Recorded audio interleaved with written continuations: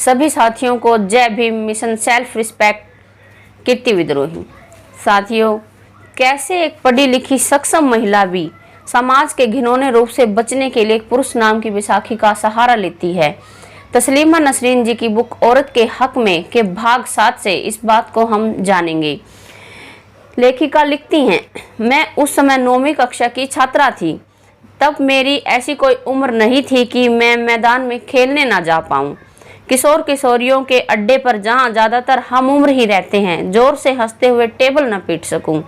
उसी उम्र में अपनी एक सहपाठिनी के साथ प्रतिभा के 10 छोर को लेकर उम्र से अधिक गंभीर चर्चा में मैं डूब जाया करती थी। उस सहपाठिनी का नाम मैं नहीं बोलूँगी, क्यों, यह इस आलेख के अंत में बताऊंगी।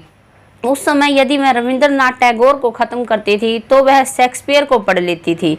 किसी दिन फारसी चित्रकला को लेकर, किसी दिन जर्मन सिनेमा को लेकर, किसी दिन रूसी साहित्य विज्ञान के नए प्रयोग को लेकर चर्चा करती थी। पाठ्य पुस्तक के नीचे छिपाकर माणिक बंदोपाध्याय, जयापाल शास्त्री की पुस्तकों को पढ़ा है। पिताजी के पैरों की आहट पाते ही रसायन शास्त्र की पुस्तक को मेज पर उलटती रही हूँ। वह लड़की अक्सर मेरे कमरे में गणित के सवाल हल करने का बहाना करके आ जाया करती थी और हम दोनों सारी दोपहरी सुधीर दत्त और टी.एस. इलियट वगैरह पढ़ा करते थे। वह स्कूल की पढ़ाई समाप्त करने के बाद अध्यापक पिता की बदली की नौकरी होने के कारण दूसरे शहर में जाकर कॉलेज में भर्ती हो गई। तब से लंबे समय तक मैं अकेली रही। सुनने में आया कि वह कॉलेज पास करके विश्वविद्यालय में दाखिल हुई है। उसका असाधारण व्यक्तित्व, परिष्कृत रुचि, प्रतिभा और अनिंद्य सौंदर्य था कि आज तक मैंने इतनी लड़कियां देखी हैं पर उस जैसी नहीं देखी। एक दिन यह भी सूचना मिली कि उसने शादी कर ली है। मन ही मन में उस प्रेमी पुरुष के सौभाग्य से ईर्ष्या किए बिना नहीं रह पाई, क्योंकि वह पुरुष उसके इतना नज़दीक पहुंच सका जहां से उसे संपूर्ण रूप से देखा, समझा और पाया जा सकता है। मुझे एकेडमिक परीक्षाओं से थोड़ी राहत मिल गई थी। घर का प्रतिबंध भी थोड़ा ढीला पड़ा। मैं माता पिता पहले की तरह निगाहें गड़ाए नहीं रहते थे। एक दिन उस लड़की का सुख देखने के लिए इस शहर से उस शहर जा पहुंची। उसके घर, उस घर यानी एक फर्श, चारों तरफ दीवार, ऊपर टीन की छत, एक बिस्तर, एक मेज और जमीन पर रखे कुछ बर्तन। यह सब देखने से पहले मैंने उस लड़की को देखा। उसका गोरा रंग काला पड़ गया या नहीं, आकर्षक आंखों के नीचे स्याही धब्बा पड़ गया या नहीं, बाल बिना कंघी के उलझ तो नहीं गए, उसके शरीर का साज श्रृंगार फीका तो नहीं पड़ गया, उसकी साड़ी सस्ती और गंदी तो नहीं। यह सब मेरे देखने की चीजें नहीं थी। या फिर एक समृद्ध परिवार से आकर उस तरह के जीवन यापन से भी मैं कोई दुखी भी नहीं हुई। मेरी नज़र टेबल पर पड़ी। 2 मोमबत्तियां, पानी का एक जग और बांग्लादेश की एक डायरी के अलावा और कुछ नहीं था। मैंने पूछा, तू पढ़ाई लिखाई नहीं करती? समय नहीं मिलता।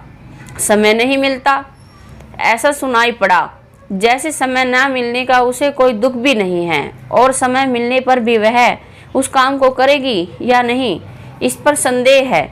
पति क्या करता है? एक दुकान लेने की कोशिश कर रहा है। दुकान में क्या बेचेगा? इलेक्ट्रॉनिक्स के सामान। मैं किसी भी तरह किशोरावस्था की उस मेधावी लड़की को इस माहौल के साथ मिला नहीं पा रही थी। उसने कहा, बगल की गली में एक अच्छा मकान देख रही हूँ। वह उस मकान और भाड़े के बारे में बातें करती रही। फिर कहा, किसी शुक्रवार को न्यू मार्केट जाएगी और कुछ कांच के बर्तन खरीदेगी। मेधा का दुरुपयोग और प्रतिभा का पतन देखकर मैं लौट आई। आने से पहले सोचा था कि पूछूंगी, तुम्हें रविंद्रनाथ याद हैं? लेकिन लज्जा के कारण इसलिए नहीं पूछ सकी कि यदि वह कह दे ये सब पुराने दिनों की बातें हैं, मुझे अब वह सब याद नहीं, और फिर इस याद न रख पाने के लिए यदि उसके स्वर में कोई पीड़ा भी न हो तो इसी डर से मैंने नहीं पूछा। इसके बाद 1 साल बीत गया। सुनने में आया कि इलेक्ट्रॉनिक्स सामान की दुकान खोलने की बात करने वाला उसका पति रात में दारू पीकर आता है और उसे जी भर कर पीटता है। मैं महसूस कर रही थी कि उस लड़की के शरीर पर किसी की लात, किसी का जूता पड़ रहा है। वह शराबी पति की उल्टियां साफ कर रही है और कांच के बर्तनों का सपना देख रही है। एक दिन यह भी सुनने में आया कि उस लड़की को घर से निकालकर उसके पति ने दूसरी शादी कर ली। इसके पीछे कोई कारण नहीं है। दरअसल यह किसी की जिंदगी को लेकर की गई मौज मस्ती है। वह लड़का मौज मस्ती चाहता था, मौज उड़ा रहा है। मेरे बचपन की सहेली ने अपनी समूची प्रतिभा और वैभव को विसर्जित कर एक परिवार चाहा था, लेकिन उसे वह भी नहीं मिला। रिश्तेदार आश्रय देते हैं, आधार नहीं देते। स्वजन सांत्वना देते हैं, हृदय में ऊष्मा नहीं भर सकते। वे समाज की दुहाई देते हैं, परिवार की, बच्चे और भविष्य की बातें करते हैं, प्यार की बातें नहीं करते। मेधा और प्रतिभा के बारे में कुछ नहीं कहते, क्योंकि हमारे समाज में कला साहित्य से लड़कियों की प्रतिभा का मूल्यांकन नहीं होता। घर द्वार साफ करने, रोजाना कपड़ा खींचने, कपड़े तहाने, खाना बनाने के दौरान सही मसाले डालने में जो पारिवारिक प्रतिभा झलकती है, लोग उसे ही लड़कियों की प्रतिभा मानते हैं। इसी बीच उस लड़की ने एक नौकरी कर ली, अच्छी कुर्सी, अच्छा वेतन, लेकिन चैन नहीं। दफ्तर के लोग उसकी बीती हुई जिंदगी को लेकर मजेदार कहानी बनाते। उसने किसी का कुछ नहीं बिगाड़ा, फिर भी सभी उसका मजाक उड़ाते और यह मजाक एक दिन खुलेआम करने लगे। एक अकेली लड़की अगर अकेला और निर्द्वंद जीवन जीती है तो समाज के भले मानुष को यह अच्छा नहीं लगता।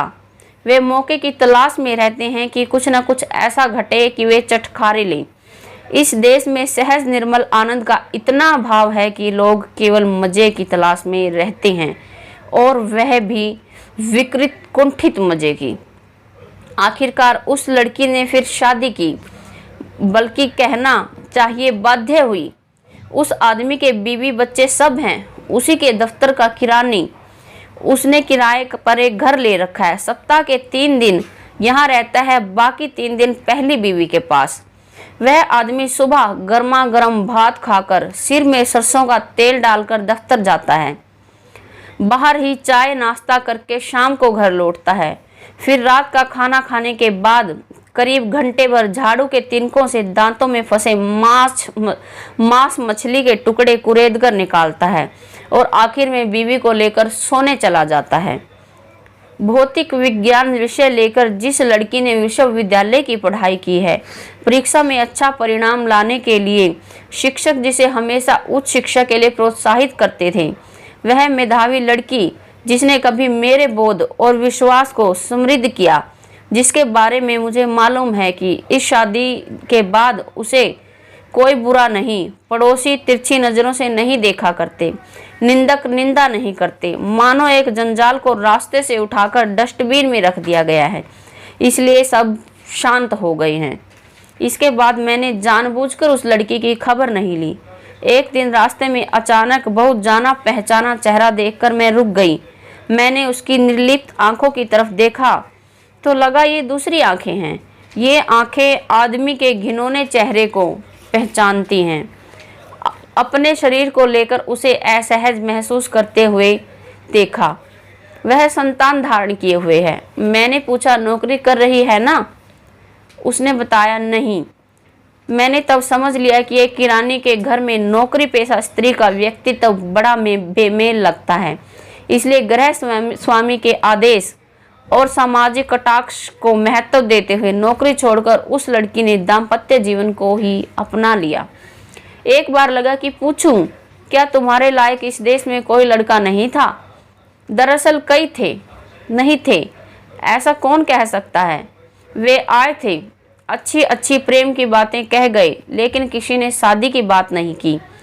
परित्यक्ता लड़की के साथ दिन भर अड्डेबाजी की जा सकती है, रेस्तरां में चाय पी जा सकती है, और भी बहुत कुछ किया जा सकता है, लेकिन शादी नहीं की जा सकती।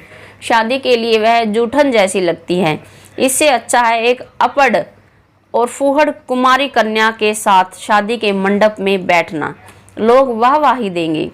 इसलिए योग्य वर को लेकर मैंने कुछ नहीं पूछा। वह लड़की अपने सफ़ेद शरीर के कारण लज्जावश जल्दी से चली गई। मैं खड़ी रह गई। फिर मैं बहुत देर अकेली महसूस करने लगी। शुरू में मैंने उस लड़की का नाम नहीं बताना चाहा था। क्यों नहीं बताना चाहा था? इसलिए कि उस लड़की का नाम कुछ भी हो सकता है। दिलरुबा, शहाना, दिलारा, सुल्ताना, नमिता, परवीन, मारिया, शामली, चंदाना, फरीदा, शिप्रा, अर्चना, कुछ भी। उस लड़की को इसलिए किसी नाम से पुकारने की इच्छा नहीं हुई क्योंकि जुलेखा, सूफिया, मार्गरेट, आयशा, हसीना, ममता और नसीमा जैसी लड़कियों से उस लड़की को मैंने अलग नहीं पाया। तो साथियों, जानकारी कैसी लगी कमेंट बॉक्स में लिखकर ज़रूर बताइएगा। देखते रहिए मिशन सेल्फ रिस्पेक्ट। जय भीम।